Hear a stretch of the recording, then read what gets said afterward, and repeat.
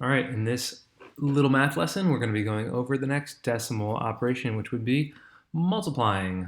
So similar to previous lessons, I'm just going to go over some key ideas or major points that will help you in your multiplying of decimals. So when you multiply numbers that have decimals in them, it's actually funny, but you're going to ignore the decimal.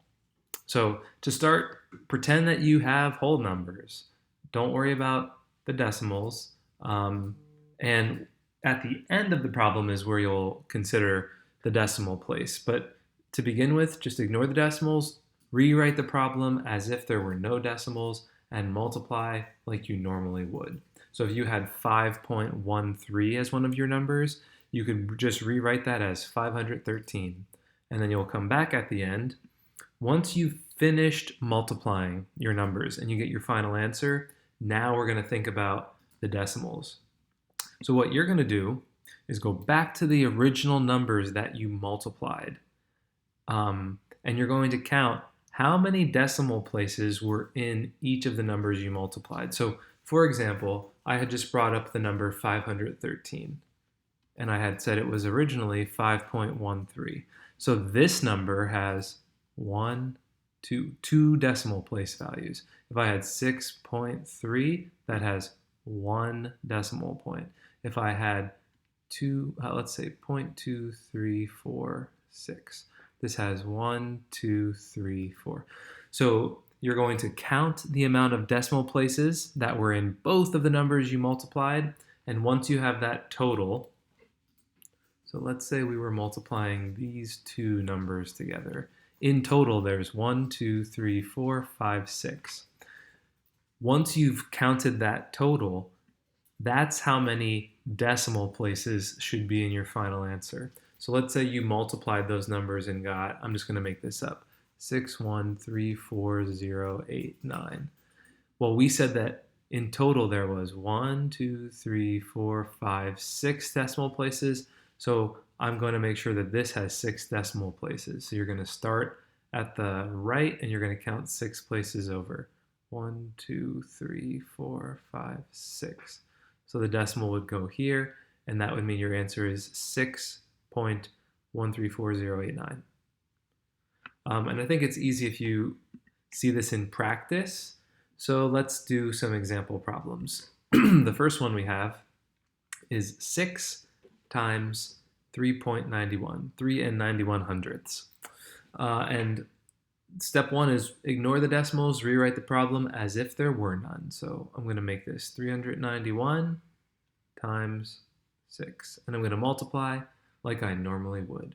So 6 times 1 is 6, 9 times 6 is 54, and 6 times 3 is 18, plus 5 is 23. So I've gotten my final answer. But to get my true final answer, including decimals, I'm going to look at both of the original numbers. This has no decimal place values. So there's nothing there. In my second number, there are 1, 2. So in my final answer, I need to make sure that there are a grand total of 2 decimal place values. I'm going to start at the left, at the far right, and that would be right here. And I'm going to count over 2 spaces. 1, 2. So my decimal point is going to go here. So my final answer is 23.46, and that's my best possible final answer. And let's just do a little quick check here. Let's round this number. 3.91 is pretty close to 4, and 6 times 4 is 24. So I know my answer should be pretty close to 24, but it should be a little bit less because I didn't multiply by 4. I multiplied by a little bit less than 4. And that fits the bill perfectly. 23.46. We hit it right on the nose. All right, let's do another example. Here I've got 3.1 multiplied by 0.005. So 3 and 1/10 times 5 thousandths, if you want to read it correctly. Step 1, write the problem as if there were no decimals. So 31 times 5. All the zeros in front of the 5, I mean, you could just write them in, but it's still just 5. So multiplying, 5 times 1 is 5, 5 times 3 is 15, and then if you multiply by the zeros, it wouldn't do anything, so 155 is what we're getting as an answer. However, in my first number, there's one decimal place value, and in my second number, there are three decimal places. So in total, I need to make sure there are 4 place values where I put my decimal point in the final answer. So I'm going to start at the far right and count over 1, 2, 3. And I need to go one more space, 4. So that's where the decimal goes. And you'll see I have this like empty spot here. I'm going to fill that with a placeholder 0. So that means my final answer to this multiplication problem is, if you want to put a 0 there, 0.0155. 155 ten-thousandths is my final answer. So ignore decimal, step 1, and then step 2, multiply and count your decimal place values, add that many place values into your final answer. Our last example, so third example, last example, little word problem action. Science teacher buys 3¼ ounces of zinc for an experiment because that's what a science teacher would do. And I'm telling you over here that zinc, the going rate is $2.41 for every ounce of zinc. And the teacher pays with a $10 bill. Will they receive change? And if so, how much change? Well, I can't figure out how much change they're going to get unless I know how much they spent, because I'm going to do what they paid $10, minus what they spent, and that'll tell me how much change they're going to receive. So I need to know this. How much did they spend? Well, they bought 3.25 ounces, and it cost $2.41 for every ounce. This is a multiplication problem. Let's say you went to the store and bought gumballs, and every gumball was 25 cents.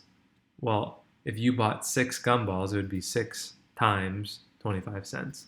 This is the same concept. You bought 3.25 ounces of zinc, and it cost $2.41 per ounce. So I'm going to multiply the amount that I purchased by the cost per ounce.